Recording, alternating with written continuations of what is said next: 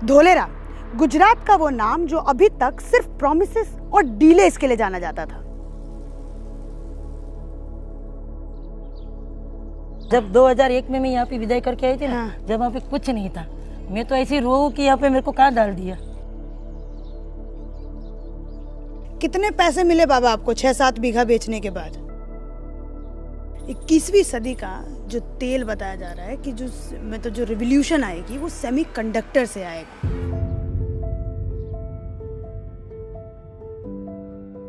तो धोलेरा भारत का पहला ऐसा शहर है जिसमें नो पॉल्यूशन रहेगा, no water pollution, no noise pollution, no air pollution. Dholera में जो सेमीकंडक्टर की पहली फाउंड्री बन रही है, मुझे लगता है ये शुरुआत है। आज मैं एक ऐसी जगह खड़ी हूँ जहाँ 5 साल पहले कुछ भी नहीं था, सिर्फ नमक, सिर्फ रेत और सिर्फ सुनसान जमीन। लेकिन आज यहाँ इंडिया की सबसे पहली सेमीकंडक्टर फैब प्लांट बन रही है, जो आपको मेरे पीछे दिख रही है।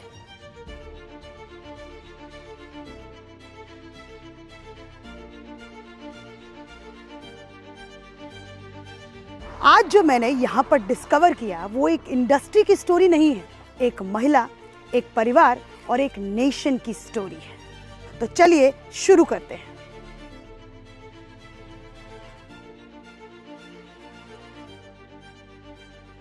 अगर किसी भी शहर का विकास आपको देखना है तो सबसे पहले आपको उनके गांव में जाना होगा। तो वैसे ही मैंने भी किया। मैं जब धोलेरा के अंदर आई और जब मैंने इतना सब कुछ डेवलपमेंट देखा तो मैं धोलेरा के आसपास के गांवों में गई और वहां पर जाकर के मैंने महिलाओं से बात किया। और जब मैंने उनसे पूछा कि आपकी ज़िंदगी इस कंपनी और इस इंफ्रास्ट्रक्चर की वजह से, इस डेवलपमेंट की वजह से कैसे बदली, तो सच मानिए जब उस महिला ने मुझसे कहा कि मैं अपने कर्म को कोसती थी, मैं अपने बाप को गाली देती थी, मैं अपने बाप को कहती थी कि मुझे आपने इस गाँव में क्यों ब्याह दिया। जब 2001 में मैं यहाँ पे विदाई करके आई थी ना, जब वहाँ पे कुछ नहीं था, मैं तो ऐसी रो कि यहाँ पे मेरे को कहाँ डाल दिया। अच्छा। फिर मैं मेरे पापा को बोला तो बोले तेरी किस्मत, तो अभी वहाँ ही रहेंगी। धोलेरा में? नहीं, यहाँ पे, यहाँ यही धोलेरा में ना? हाँ, ये 2001 में आए थे? 2001 में मेरी विदाई हुई थी। अच्छा, तो कैसा था ये पूरा गांव? पूरा गांव था, सब कच्चे मकान थे। अच्छा। किसी को पक्का नहीं था, सिर्फ 2 मकान थे, बड़े लोग हैं ना उनके। मेरा जेड कलर का है ना, जयेश साटिया, वो बेचारा यहाँ से साइकिल लेके जाता था धोलेरा पढ़ने के लिए। मेरी सास उसको 2 ही रुपए देती थी, जब 2 रुपए बहुत थे। बहुत थे। हाँ। क्या क्या कष्ट आप लोगों को उस वक्त होता था? पानी नहीं था, लाइट नहीं थी। पानी के कहाँ से लाते थे फिर? तालाब में से। क्या बदलाव आपने देखा? यहाँ पे सबके मकान भी अच्छे हो गए, पानी, लाइट, सब वाहन भी मिलते न, तो धोलेरा जाने को चल के जाने का, चल के जाना, चल के जाने का, चल के आने का। अभी तो गाड़ी। लोगों के हाथों में पैसा कैसे आया यहाँ पर? वो साइड भी काम है उसके, सब जाते। ये धोलेरा में जो काम चल रहा है उसकी वजह से लोगों के हाथ में यहाँ पर पैसे आए हैं। नहीं तो 1 रुपये की, मेरा सास ये दादा है ना, ये 1.5 रुपये के लिए धंधुका जाता था, पूरा दिन मजदूरी करता था। वो बात करें तो हम रोते थे कि ऐसी परिस्थिति हमारी थी। अभी आनंद आ रहा है ससुराल में? शांति है, शांति है, आनंद आ रहा है। धोलेरा का अगर आसपास के आप गांव देखोगे, 22 विलेजेस आते हैं धोलेरा के अंदर। तो मैं इस मुंडी गांव में हूँ और यहाँ पे मैं देख रही हूँ कि हर एक इंसान जो है वो किस तरीके से तारीफों के पुल बना रहा है, ये धोलेरा प्रोजेक्ट के कारण। अब समझते हैं 90,000 से 90 लाख तक का सफर। मैं धोलेरा के एक गाँव में गई जिसका नाम था मुंडी, और मैंने जब वहाँ के बुजुर्गों से बात किया तो सच बता रही हूँ, मैं कोई झूठ और कोई यहाँ पर फैक्ट्स को बढ़ा चढ़ा कर नहीं बोल रही हूँ। जब मैंने वहाँ के बुजुर्गों से बात किया तो उन्होंने मुझसे कहा कि जी हमारे पास जो हमारी 1 बीघा की ज़मीन थी उसकी कीमत थी 90,000 रुपये। पहले बाबा से बात करती हूँ। इनको गुजराती आती है तो थोड़ा सा आप लोगों को समझने में दिक्कत आ सकती है, लेकिन हमारे भारत का स्वाद आप सभी को पता होना चाहिए, और जो अलग अलग भाषाओं का जो रस है वो भी मैं चाहती हूँ कि आप लोग सुने, सीखें, और जो भी थोड़ी बहुत दिक्कत आएगी बातों में तो ये हमारे पास ये भाई हैं। भाई आपका नाम क्या है? जयेश। इनका नाम जयेश है और ये जयेश जो है वो हमें ट्रांसलेट करके बताएंगे। तो बाबा नमस्ते। नमस्ते। क्या नाम है आपका? वरजांग भाई भल्ला भाई भरवाड़। अच्छा बाबा, आपका क्या नाम है? तोगा भाई भल्ला भाई भरवाड़। तो आपकी मतलब ये जो ढोलेरा हाँ, ढोलेरा प्रोजेक्ट बन रहा है यहाँ पर, हाँ। सुना है इसके बारे में? हाँ, सुने। क्या बन रहा है वहाँ? पूछिए क्या बन रहा है वहाँ? આપણે શું બને ધોલેરામાં? હા આ બધી સ્કીમ આપી છે ને એમાં આપણે બે ઓલામાં રાખ્યા છે પ્લોટ હા, નહીં ધોલેરા સ્પેશિયલ હે મ્યુઝિયમ પ્લેટ आपकी कितनी जमीन, इनसे पूछो कितनी जमीन जो है वो अच्छा, सरकार को दिया इन्होंने? અત્યારની વાત આપણે અત્યારે જે જમીન રહી ને એમાં 50% જમીન આપણે ગવર્મેન્ટને આપી, હા 50% 50% આપણી પાસે રહી ફાઇનલ પ્લોટ. હા हाँ, तो बाबा ने कितना जमीन अपना बेचा है अभी? દાદાને અભી 6 बीघा बेचा है, 6 से 7 बीघा बेचा है. 6 से 7 बीघा आपने बेचा है? और एक सेकेंड आप शांत रहिएगा। कितने पैसे मिले बाबा आपको 6-7 बीघा बेचने के बाद? पैसा पैसा पैसा कितना? 3 करोड़ हैं? 3 करोड़ 3 करोड़ हाँ मतलब 6-7 बीघा इन्होंने अपना बेचा, और इनको ये नहीं पता कि ढोलेरा के अंदर बन क्या रहा है और इनको पैसा कितना मिला है। तो 3 करोड़ पैसे जो हैं वो बाबा को मिले हैं। मतलब आप ये समझिए एक बुजुर्ग की पूंजी क्या होती है, जमीन, और ये जनरेशनल वेल्थ होती है। और उस जनरेशनल वेल्थ की उनको कीमत आज इस प्रोजेक्ट की वजह से यहाँ के जो आसपास के गांव के लोग हैं उनको जनरेशनल वेल्थ की कीमत जो है वो लगभग 3 करोड़ रुपए मिली। आज आपके गांव की जो जमीन है वो 1 बीघा का कितना रेट है? पर एने का 4000 से 5000 का अभी आप रेट मुझे है। बीघा में बताइए। बीघा में अभी 50 या 60 से 40 से 60 तक का अभी रेट चल रहा है लाख में, 60 लाख से 50 लाख। 60 लाख से 50 लाख।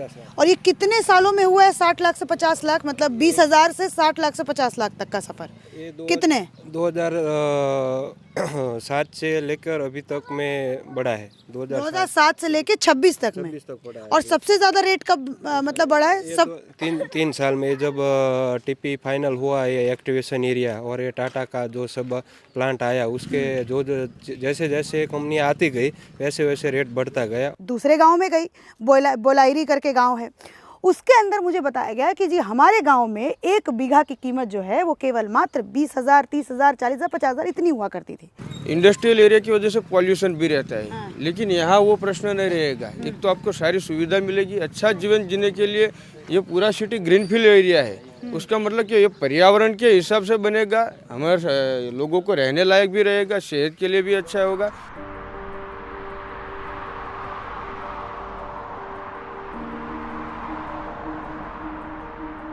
धुलेरा भारत का पहला ग्लोबल सिटी बन रहा है। हमने भारत के बाहर दूसरी साइड में गल्फ कंट्री को डेवलप होते हुए देखा हुआ है, Oman, Bahrain, Qatar, Dubai, Sharjah, Abu Dhabi.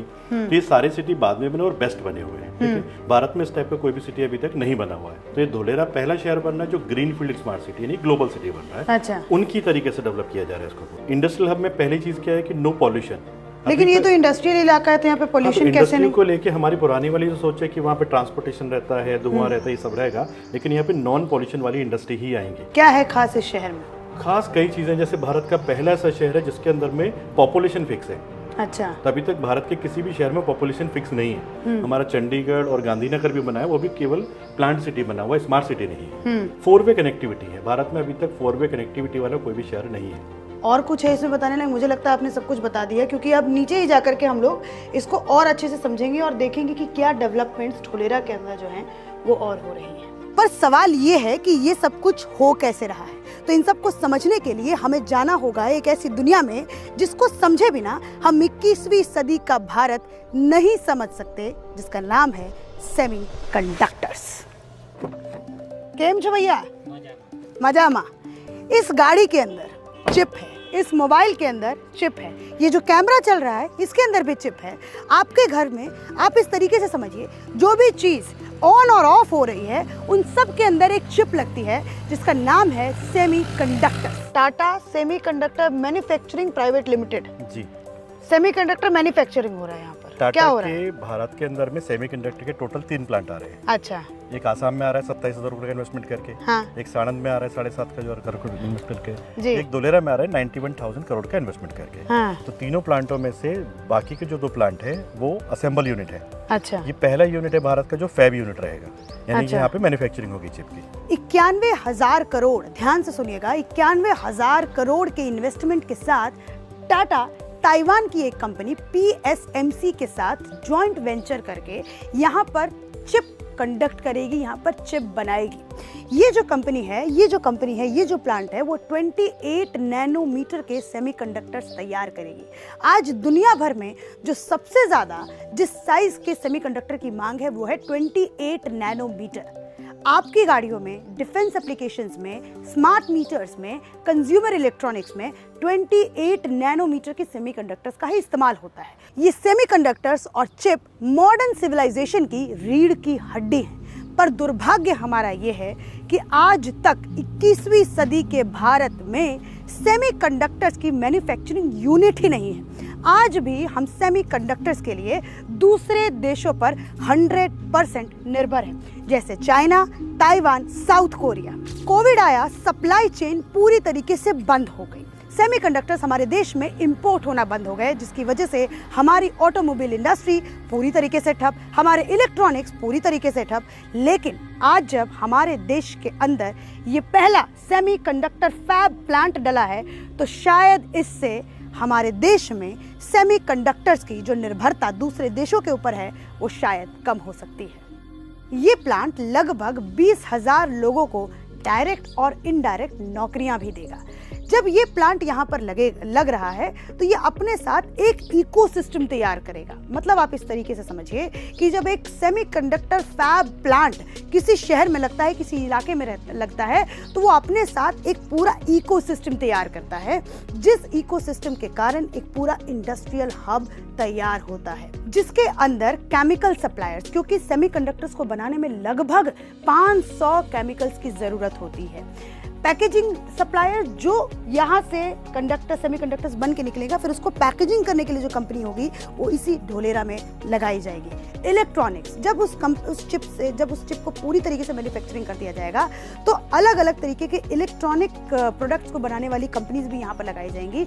और लॉजिस्टिक्स, जब ये पूरे के पूरे इंडस्ट्रियल हब से जब पूरा सामान रेडी होगा, जब पूरे गुड्स रेडी होंगे, तब उन सबको एक जगह लॉजिस्टिक डिपार्टमेंट में जाकर स्टोर किया जाएगा, जो पूरे एक इकोसिस्टम को तैयार करता है। आप सोचिए, आप अनुमान लगाइए कि सिर्फ एक इस इंडस्ट्री के कारण कितनी सारी नौकरियां धोलेरा में लगने वाली हैं आगे आने वाले कुछ सालों में। धोलेरा के अंदर में भी जो मेन एनर्जी का सोर्स रहेगा वो सोलर रहेगा। Made in India for the world. Dholera, जहां पर सेमीकंडक्टर फैब प्लांट लगा है, उसको बनाने के लिए 24/7 की बिजली की आवश्यकता होती है, और उसी आवश्यकता को पूरा कहीं ना कहीं यहाँ पर एक कंपनी है रीन्यू, वो 3000 करोड़ के इन्वेस्टमेंट के साथ पूरा करने की कोशिश कर रही है। तो मतलब ये पूरा जो है वो खुद से ही प्रोड्यूस कर रहा है। पूरा शहर हर चीज के लिए सेल्फ डिपेंड रहेगा, चाहे वो पानी पीने का पानी हो, हाँ, चाहे इलेक्ट्रिसिटी का हो, या गार्बेज का हो, तो शहर के अंदर ही गार्बेज को खत्म कर दिया जाएगा।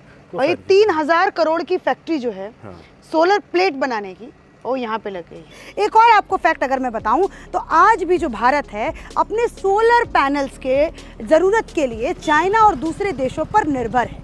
लेकिन धोलेरा की वजह से शायद ये भविष्य में संभव हो सकता है कि हम अपनी एनर्जी, सोलर पावर जो है, वो खुद सोलर पैनल्स बना करके जनरेट करें।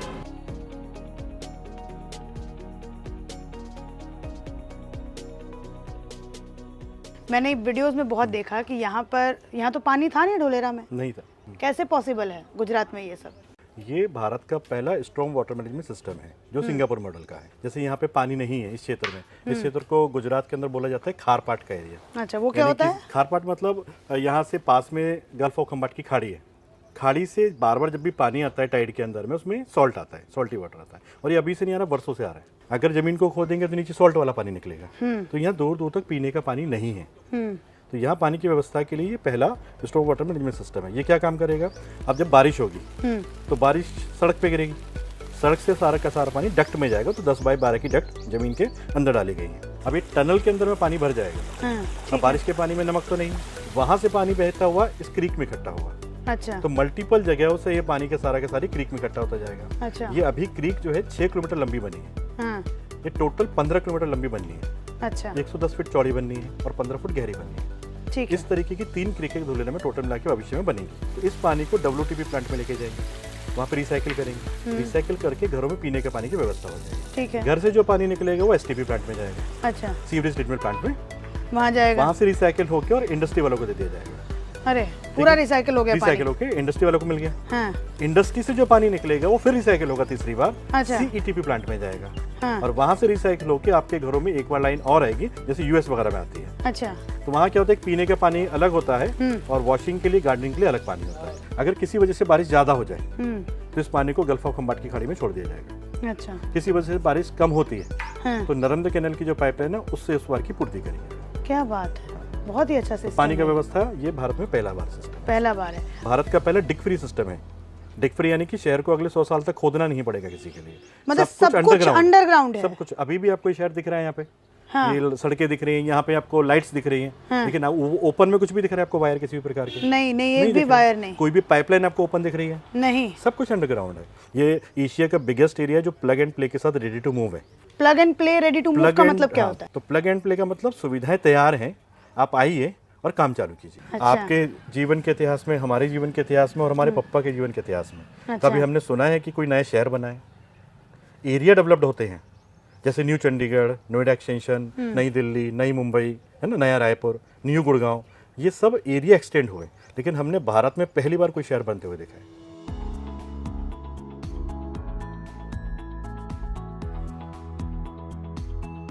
ये ढोलेरा केवल मात्र गुजरात को इंडस्ट्रियल कैपिटल नहीं, भारत को इंडस्ट्रियल कैपिटल बनाने की क्षमता रखता है।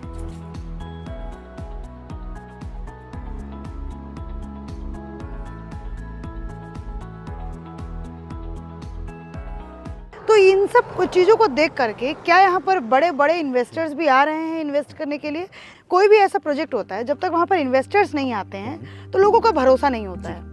अब पूरे भारत में जब भी प्रोजेक्ट बनते हैं ना, 90% प्रोजेक्ट ऐसे होते हैं जो एरिया लेवल के होते हैं। यानी उस एरिया लेवल का मतलब 5 से 7 किलोमीटर के लोग ही उसमें इन्वेस्टमेंट करते हैं। और एक होता है ग्लोबल प्रोजेक्ट, नेशनल प्रोजेक्ट। ये भारत का पहला ऐसा है। अच्छा। कि इसके अंदर से ऑल ओवर इंडिया से इन्वेस्टर आ रहे हैं। अच्छा, हम लोग ये ऐसा कह सकते हैं, क्योंकि जब से मैं देख रही हूँ तो यहाँ पर मुझे दिख रहा है कि यहाँ पर अभी लोग बसने शुरू नहीं हुए हैं, लेकिन यहाँ पे पानी टंकी जो है वो, जैसे आप अगर दूर से देखेंगे तो वो 2.5 लाख लीटर का है। 2.5 लाख लीटर की 12 पानी की टंकी है। 2.5 लाख लीटर की 12 पानी की टंकी जो है वो पूरा मतलब पूरा लगा दिया गया है। तो क्या हम लोग ये कह रहे हैं कि हम लोग फ्यूचर के, ये गलत मुझे आप बताइएगा, कि फ्यूचर के एक ऐसे शहर में खड़े हैं जहाँ पे हम लोग इतिहास देख रहे हैं अपनी आंखों से, ये क्या हिस्ट्री देख रहे हैं? हमने पहले बोला था प्लग एंड प्ले, यानी कि यहाँ पे लोगों के आने से पहले सुविधा तैयार की जा रही है और सब पे बैंक। मतलब यहाँ पे बच्चों के पढ़ने के लिए स्कूल भी है, हॉस्पिटल भी है, कंस्ट्रक्शन भी हो रहा है लोगों के रहने के लिए, फैक्ट्रीज भी हैं। मतलब फुल पैक्ड सिटी ये बनने वाली है। दुबई 2.0 बनने वाला है। दुबई 2.0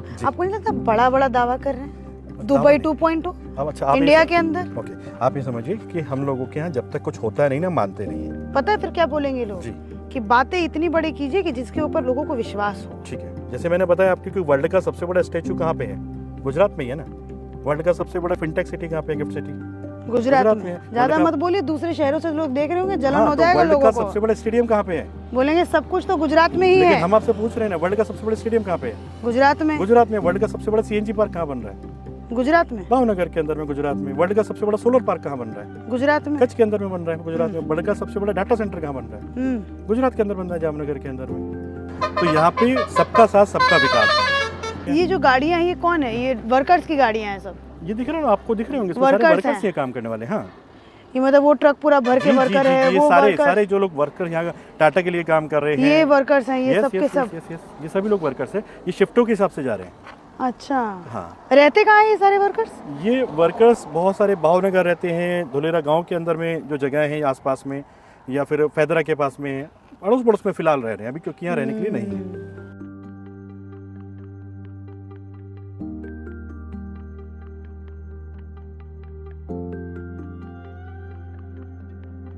अब बात करते हैं उस ग्रुप की जो ढोलेरा का इंफ्रास्ट्रक्चर बिल्ड कर रही है, गैप ग्रुप। आप लोगों ने डीएलएफ का नाम सुना होगा, आप लोगों ने गौर का नाम सुना होगा, जिन्होंने गुड़गांव और नोएडा सिटी बनाई। जब ये पूरी की पूरी सिटी तैयार होगी तो यहाँ पर कितना ज़्यादा रियल एस्टेट का बूम होगा। जब यहाँ पर लोग रहने आएंगे तो उनके रहने की व्यवस्था, मतलब रेजिडेंशियल इलाके की ज़रूरत होगी, कमर्शियल इलाके की ज़रूरत होगी, तो उसमें अपना एक बहुत बड़ा योगदान जो है वो गैप ग्रुप यहाँ पर कर रहा है। हम 2014 से धुलेरा में काम कर रहे हैं, तो उस समय लोगों को यही था कि धुलेरा कौन आएगा। सच में जब मैं ये स्टोरी को कवर कर रही हूँ, इस प्रोजेक्ट को मैं कर रही हूँ, तो मुझे ऐसा लग रहा है कि मैं अपने आगे आने वाले फ्यूचर को देख रही हूँ, क्योंकि आज तक कभी भी मैंने अपने पूरे जीवन में ये नहीं सुना कि कभी कोई स्क्रैच से सिटी बनाई जा रही हो, लेकिन ढोलेरा बिल्कुल स्क्रैच से ग्रीन फील्ड सिटी के तौर पे तैयार की जा रही है। यहाँ पे हर उस फैसिलिटी का ध्यान रखा जा रहा है कि कैसे यहाँ पे जो पॉपुलेशन है वो कंट्रोल्ड हो, कैसे 24 घंटा जो है वो सप्लाई, इलेक्ट्रिसिटी की सप्लाई दी जाएगी, कैसे पानी की जो व्यवस्था है वो इस पूरे इलाके में सफिशिएंट जो है वो खुद से ढोलेरा का एक अलग अथॉरिटी जो है वो यहाँ पे रहने वाले लोगों के लिए करेगी।